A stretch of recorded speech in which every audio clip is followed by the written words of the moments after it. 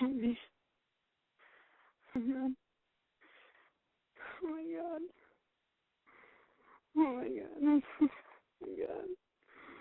I'm gonna die. Cause.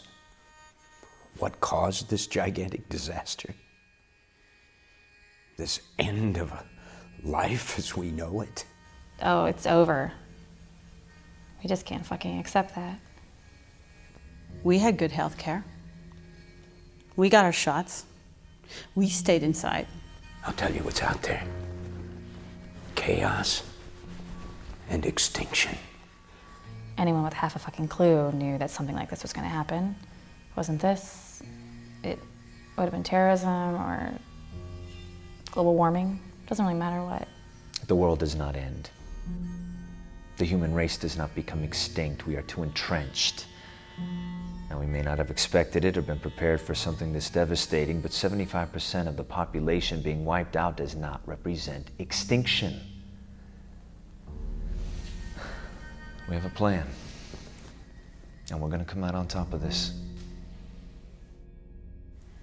It was just my daughter and I. She was 3. And we were out of food. There was this girl. I was in the grocery store. I was looking for supplies, and I turned the corner and I saw this girl. She couldn't have been more than 9. I put my daughter in our car and I drove to my office where I used to work. We had this kitchen, and I knew there was dry food there, non-perishable food, and I was pretty sure no one was going to raid an office. And she was sitting there eating cookies and crying. And like my first thought is, I just got to get out of here. I'm not going to get involved. Got to get out of here. And we drive up, and it's quiet. I wish it hadn't been, but it was. But then she heard me, and she said, "Daddy?"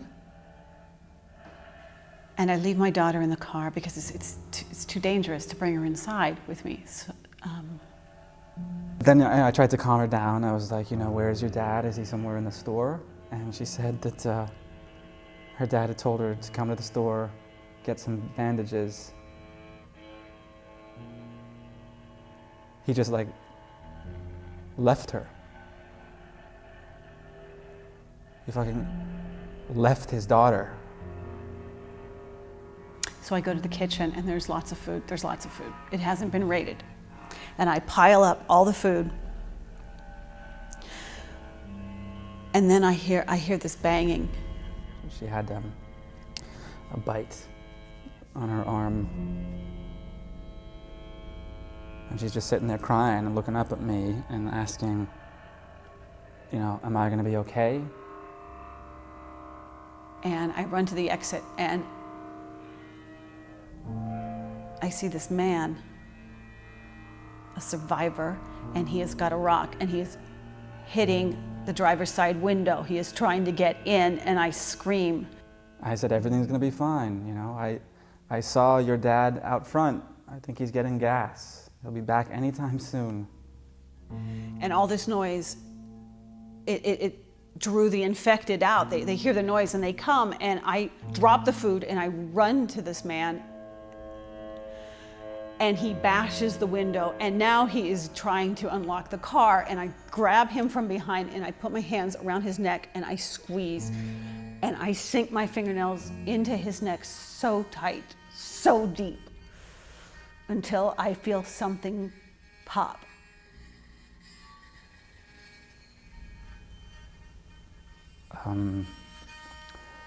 I shot her in the head. And I turn around, and the infected are pulling my daughter from her seat, and I grab a rock and I'm waving it wildly, but I cannot get to her. And I can see her eyes, and she's looking at me and she's wondering, why am I not helping her? But there's too many of them.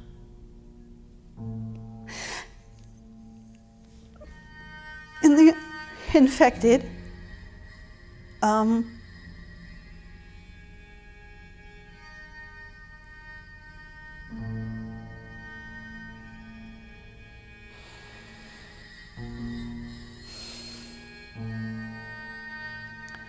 Rip her apart. You know what she had in her backpack? Candy. She'd been collecting candy. World's going to hell, and she's hoarding candy. I was an entrepreneur before all this. I suppose I still am in a way. In that old life, I was used to dealing with limited resources and deadlines, always in survival mode, just like now. Once I started viewing our current situation the way I would view my business, everything began to click. I went back to my old neighborhood, the neighborhood I grew up in, and this is kind of creepy, but I started going into all the houses of the people that I grew up with, like that I went to high school with.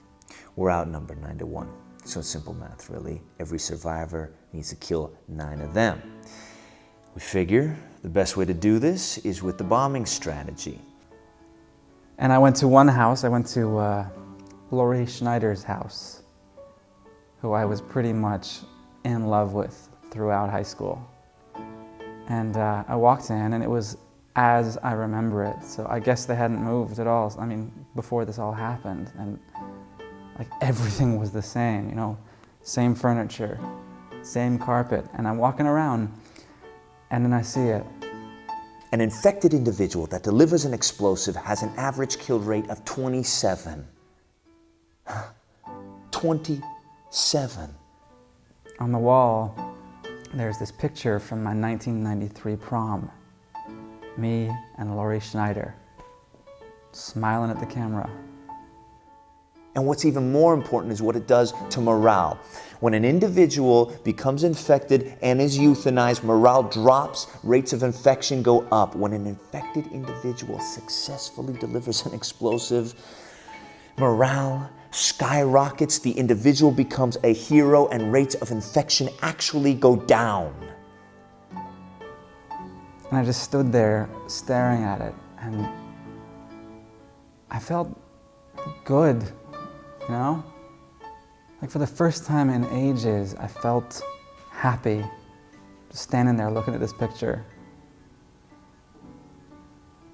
And that's when I felt the bite. It was Laurie's mom. That woman never liked me.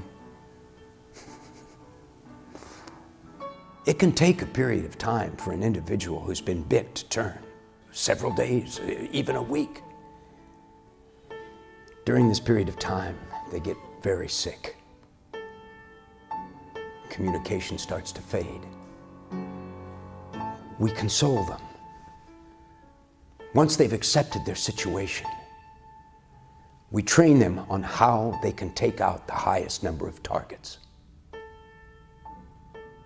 The community supports this. We even have a memorial. It's working.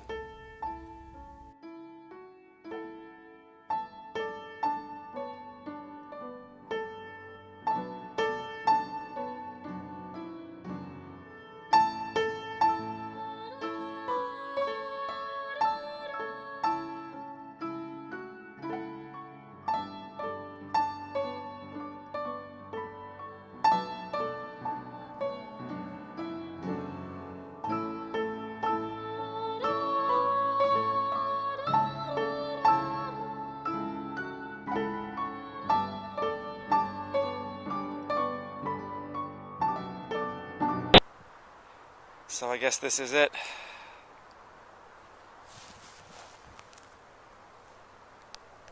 Green on 1. I have a visual. Amazing grace, how sweet the sound. What's your status? Ready? that say Green. down,